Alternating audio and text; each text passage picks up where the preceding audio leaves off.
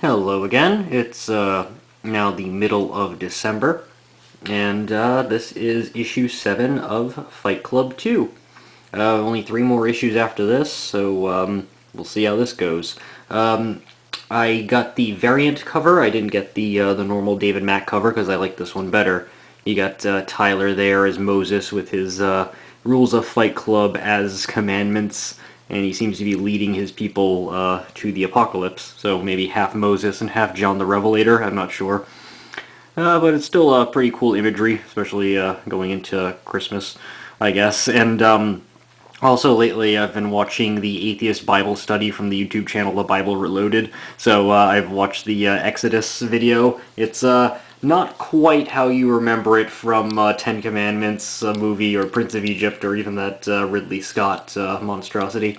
So let's read this issue and see how it is. Okay, I'd normally try to shy away from actually showing panels of the comic book because of, there's basic copyright stuff. I'm sure this falls under fair use because I'm reviewing, but still basic copyright stuff. But also because, I'd like you to also read the books and judge for yourself rather than give the whole thing away. But I have to show a couple panels because there's not much happens in this issue, but it does contain Tyler via flashback/dream articulating his point, and so we finally kind of know what he's trying to do. So, just to set the scene here, narrator has fallen asleep, and in his dream he is young narrator speaking to Tyler, who is still in his head as a child. This is shortly after Tyler has killed narrator's parents. If you don't know where I am, it's because you haven't watched the previous 6 reviews. So Tyler, consent creates a game, not a crime. Mutual consent. Here we see narrator and Tyler for their first fight at Fight Club. With Rise or Die, which is sort of the next step of Project Mayhem, every battle is consensual, rendering it, in effect, play. Wars become a continuous sporting event, a World Cup that never ends. Modern war is merely media content. Instead of living their lives as cogs in some impersonal machine, we give people a means to feel alive, or they'll die. Every day, men die every day commuting to soul-killing jobs. So, basically, this new step, Rise or Die, is sort of... we're kind of getting a call back to the first issue where we see narrator at his job, not doing anything except playing like an online Call of Duty type game. And prior to the panels I read you, the comic book shows us sort of how constant war, terrorism and stuff from Vietnam up to 9/11 have made war, I believe Tyler says, every kid's bedtime story. And so now he's making the point that war has become sort of a commodified entertainment. And so while we commodify it more as passive entertainment, watching footage of war on television, or seeing pictures on news articles, things like that, or we interact with fake war, Call of Duty, video games type things like that. Tyler seems to want to make real-life war a consensual entertainment. And that little panel where it showed narrator and Tyler for the first fight, it's drawing a parallel of how this is an extension of Fight Club. Fight Club is just two people fighting each other consensually as a means to feel alive, break out of their cog and their machine type lifestyle. But, the stakes with two people fighting each other are a little bit different. You could die of a concussion, or you can, bash in somebody's head, but for the most part, if two people of average strength are fighting, you might get some broken bones, some bruises, depending on how it goes. Obviously, a Fight Club has a rule where if you say stop, it's over. Or someone, passes out or whatever, so it doesn't go beyond that. But, so the stakes are a bit lower than, two armies or two nation-states agreeing to fight for fun until one is completely destroyed. And Tyler's ultimate goal seems to be the normal, War Games Ultron thing, that you create world peace by destroying the vast majority of human citizens on the planet. Which, alright, that's forest for the trees type of thing. You're not sort of getting the point, but it's like, yeah, you will have world peace, but we'd like world peace for like living people, not not via mass genocide or some sort of misanthropic mass destruction of the human race. But whatever. So that's his basic plan is to destroy most or not all of the human race by turning our violence into consensual play. The professor I had in college who taught the wit, humor, and games class, who in the whole class was sort of about how we define play, would probably have a field day with this. Because, I mean, that's he would say that there were that anything is a game, including life, and there are three types of people. There are players who play the game by the rules. There are cheats who play the game, but they go around the rules to attempt to win. And spoil sports, the people who refuse to play. So how this would all fit into Tyler's plan.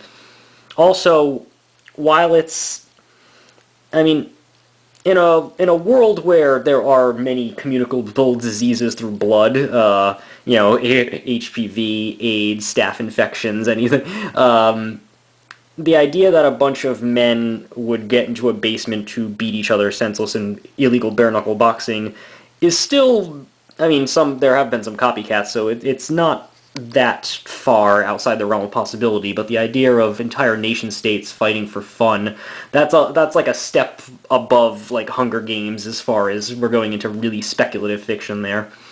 But I mean, in the universe of the comic book, Fight Club and Project Mayhem have been around for a decade, so perhaps, much like an alcoholic developing tolerance, they're not getting the same high. But it seems to be Tyler's basic plan is to now take Project Mayhem and move it up to sort of Fight Club on a mass scale, where instead of it's people engaging in, a consensual assault and battery, it's consensual warfare. So that seems to be his plan. It's still basically blast the world free of history, that sort of thing. But he has this other plan, and it does kind of comment on our love of apocalypse as entertainment or war as entertainment, because I mean I mentioned Hunger Games, Walking Dead, so imagining our destruction has become escapist, and perhaps it's because of the state of the world currently, or at least our perception of the state of the world, because I mean arguably our world isn't as close to annihilation as it was, say, during the Cold War, when a drunk Boris Yeltsin could have blown us up, or Cuban Missile Crisis, but we have a darker perception because of massive violence. Gun shooting is a big thing in the U.S. right now. In general, Islamic extremism, Pakistan with nuclear weapons, North Korea's saber rattling. I mean, we have a perception right now that that we're kind of on a cusp of something, I guess. And even if it's not true, and I don't think it's actually that true, it's that we sort of have that bubbling under the cultural zeitgeist right now. So it's sort of playing on that. This is sort of going into that sort of thing. Yeah, not much actually happens in this issue aside from articulating that point. We do see that Big Bob, Robert Paulson, is alive. He seems to be sort of like Frankenstein monster / zombie thing who lives under the ground, and Project Mayhem tries to use him to like lift heavy crates. There's a little funny thing that Project Mayhem is getting nuclear warheads and has stuff like not for retail sale and all that funny stuff on it. And there's a little bit of a metafictional thing going on in this issue as well. Again, they've had some metafictional stuff, and it doesn't always work that well. And so I'm not too big a fan of the metafictional stuff in it. When Chuck Palahniuk put himself in one of the issues, not so much. But the therapist makes a point of saying, he mentions The Sorrows of Young Werther, actually a favorite book of mine from the 1700s. It's sort of about unrequited love. It doesn't actually get that many cultural name checks. I think they briefly mention it in 500 Days of Summer, but it's a great book. But it was a book about, this guy is in love with this married woman, he can't get over it, so he kills himself. Basically, that's the too long didn't read version. But after the book was published, there were some sort of like copyright suicides where people dressed up as Werther and then killed themselves, and so now anytime there's a copycat suicides, it's sometimes colloquially dubbed the Werther effect, and the therapist in the comic book says sometimes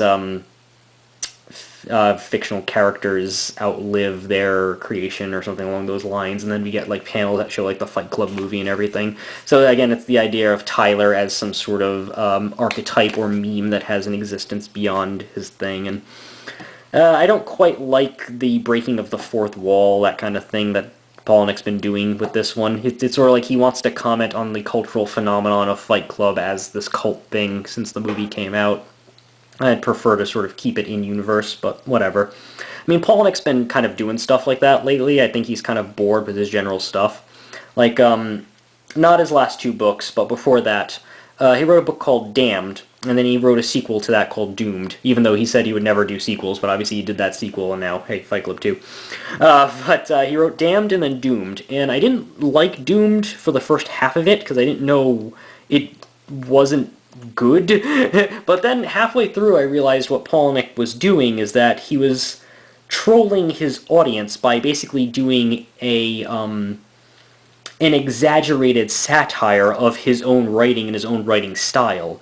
And since then, he's actually changed his writing style a bit. He's broken out of minimalism and sort of expanded beyond the first person. Now he's doing things like writing for graphic novels rather than doing his own just solely minimalist novels. So I think Palahniuk was actually getting bored with his style, and I think also he may have some animosity towards some people of his fan base, maybe the ones who keep wanting him to churn out the same thing.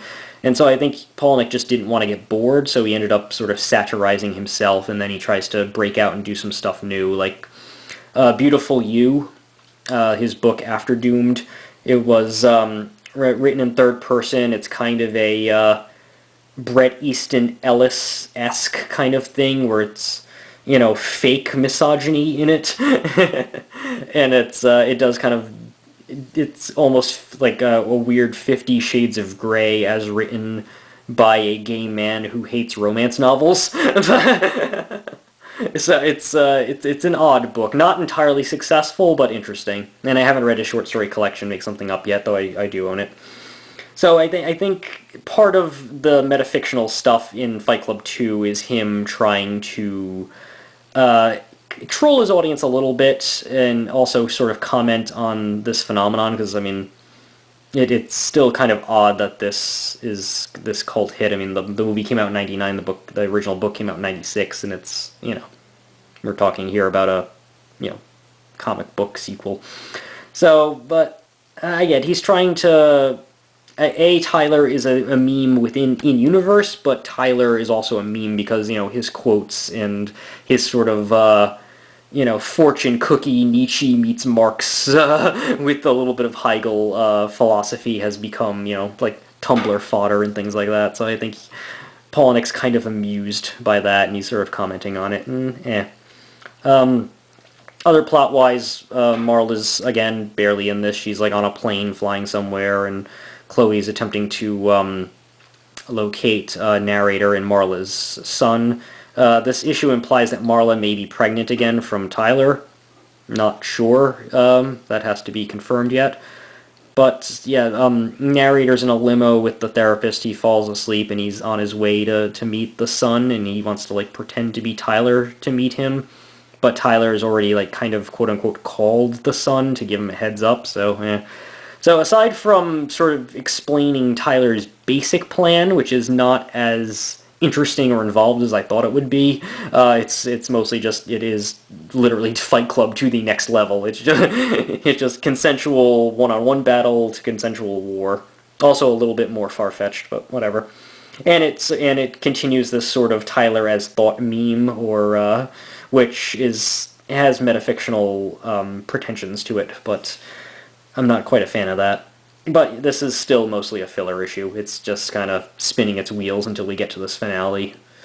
Definitely, I mean, yeah, it's obviously, if you're reading all of this, you can't really skip it, because it does contain character motivations, and it's extrapolating on the theme. But as far as plot or story, it doesn't do much. It spins its wheels on that sense. So that's issue 7. Issue 8 should be out at the end of this month. I probably won't review it till January. I'm very busy in my life. So, see you then.